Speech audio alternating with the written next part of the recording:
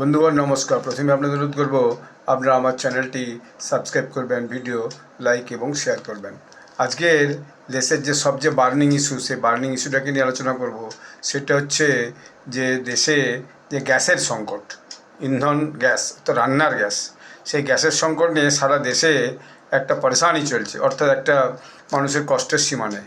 তার প্রথম কারণ হচ্ছে আপনারা সবাই জানেন যে ওপেক কান্ট্রিতে যুদ্ধ লেগেছে, অর্থাৎ ইরানের সঙ্গে ইসরায়েল আমেরিকার যুদ্ধ লেগেছে, সেটা তার একটা বড় কারণ।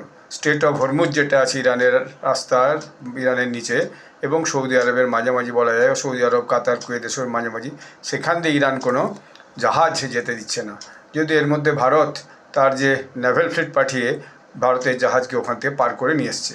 এই জন্য বেশি সংকট হচ্ছে, গ্যাসও আসছে না, তেলও আসছে না, ক্রুড অয়েল আসছে না, ফলে দেশে কিন্তু গ্যাসের সংকট একটু হয়তো আছে। তো সেটা আমি বলবো সাধারণ যে জনগণ, সাধারণ যে পরিবার, তাদেরকে এইটা বুঝতে হবে, যেটা সারা পৃথিবী একটা ব্যাপী একটা সংকটের তৈরি করেছে।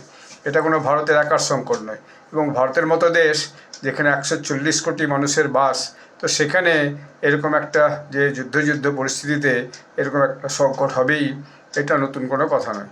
গ্যাসের দামের মধ্যে 60 টাকা বেড়েওছে, আপনারা জানেন। আমিও হচ্ছে যে 4 তারিখে বুক করে নিয়ে এই গতকাল হচ্ছে যে গতকাল না গত পরশু 13 তারিখ হচ্ছে যে পেয়েছি গ্যাস, 1 সপ্তাহ 10 দিন পরে। তো এটা একটা সংকট হতে থাকবে কিছুদিন যাবৎ, সেটাকে আমাদেরকে মানিয়ে নিয়ে চলতে হবে। এরপরে যে কথাটা বলি সেটা হচ্ছে যে এই নিয়ে কোনো প্যানিক করার দরকার নেই, আমাদেরকে বিকল্পেরও সন্ধান করতে হবে। বিদ্যুতের থেকে ইন্ডাকশন ওভেন বলুন, বা পুরাতন যে দিনকাল ছিল কয়লা দিয়ে রান্না করা, সেটা বলুন। সরকারের মধ্যে প্রত্যেক রাজ্যকে 40,000 লিটার করে প্রতি মাসে কেরোসিন অ্যালট করেছে। যে কেরোসিন একদম বন্ধ হয়ে গেছিলো, সেই কেরোসিন দেওয়া আবার রেশন দোকানে চালু হচ্ছে। তো সব মিলিয়ে সরকারও বিভিন্নভাবে চেষ্টা করছে।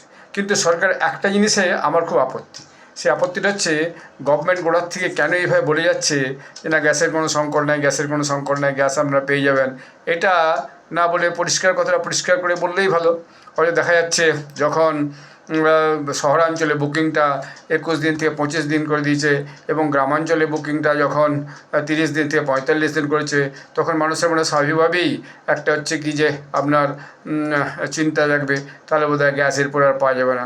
তো সরকারের কথাটা পরিষ্কার করে খোলামেলা বলা উচিত, যেরকম একটা যুদ্ধ পরিস্থিতি চলছে, গ্যাস বিভিন্ন জায়গাতে আসছে না, তেল আসছে না, ফলে গ্যাসের একটু সংকট আছে, আপনারা বিকল্পের সন্ধান করুন, এবং আমরা সাধ্যমতো গ্যাস আপনাদেরকে দেওয়ার চেষ্টা করছি এবং এই কাজে লেগে আছি। ধন্যবাদ।